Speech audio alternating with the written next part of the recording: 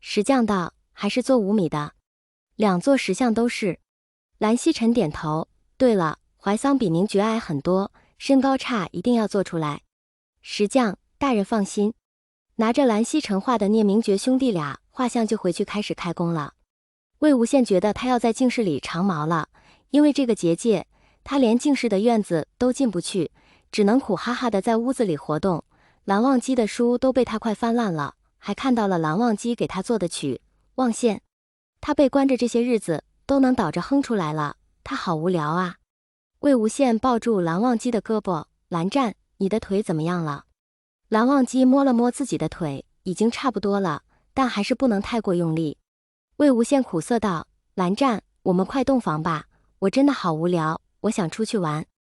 蓝忘机抿嘴，好。他力气大，就算腿不能用力，别的地方用力也不耽误，只是之前看的几个姿势不能用了。聂明爵一封信直接到了温家大长老手里，温大长老看着手中的信件，笑得特别贱，慢悠悠的去了温若寒处。自从被蓝曦臣揍了以后，温若寒就像变了一个人，也不闭关了。他认为蓝曦臣没闭关都比他厉害，问题一定出现在闭关上。现在整日里在不夜天的演武场里练剑。当然，温家事务还是交给温大长老，因为温旭人没了，还有温旭那些直系都死在了云深不知处，不夜天就剩了温朝。温若寒出关了，温朝也不敢太浪，温大长老管理温氏容易了很多。温大长老看着在演武场上挥洒着汗水的温若寒，嫌弃的翻了一个白眼，道：宗主，聂宗主来信。温若寒一愣，收回剑，接过信件，老聂给我写信啦？不对吧，老聂不是死了吗？他儿子？打开信件一看，差点气疯。什么叫做让我解释当年他父亲被我害死的事？老聂不是他家那个破刀灵发作了才死的吗？温大长老笑容满面道：宗主，当年聂老宗主的刀被你看过送回去，一次夜猎期间，刀突然断了，聂老宗主被刀连累，死在夜猎中，修真界皆知你故意弄断了聂老宗主的刀，害他身亡。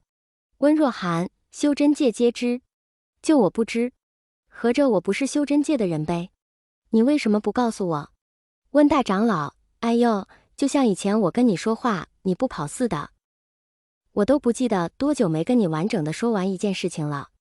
温若寒，大长老，说话不要阴阳怪气。温大长老微笑不语。温若寒，你倒是说说这事情怎么解决呀？温大长老不说话。温若寒，大长老，你说话呀。温大长老，不是您说的不让我说话阴阳怪气的吗？老夫不阴阳怪气的不会说话，便不说了。温若寒，我错了，大长老你说吧。温大长老冷笑一声，你把当年碰过刀的人全都拉出来，一个一个的审，总能问出来。对了，自己干。一甩袖子离开了。温若寒哭唧唧，大长老好凶啊。魏无羡第二天满血复活，拉着蓝忘机的手走出了这个关了他俩好几个月的净室。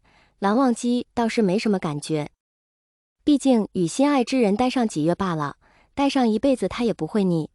魏无羡生性活泼，让他在一个地方几个月都出不去，确实为难他了。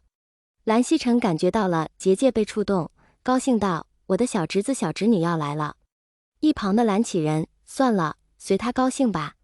魏无羡，蓝湛，我想先回莲花坞一趟，我还要问问江城怎么样了，我毕竟没有退出江氏，这一次你陪我回去，说清楚好不好？蓝忘机抿嘴，我陪你。魏无羡笑道：你放心啦，我知道我只是外门弟子，江家也不是我的家，可是我总归是江家养大的，我就算离开也要说清楚的。蓝忘机点头，我们先与兄长说，我再陪你去。魏无羡点头。魏无羡看着那个靠在蓝湛石像的石像，有些崩溃道：蓝湛，这不会是我吧？蓝忘机嘴唇抿了抿，我们。魏无羡脚开始控制不住地蹭的，他好尴尬呀。他要受不了了，为什么要把他和蓝湛的石像立在大门口？蓝湛，能拿走吗？我有些受不了。蓝忘机手指微缩，可能不行，你知兄长他，我害怕我们拿走他会做出更严重的事情。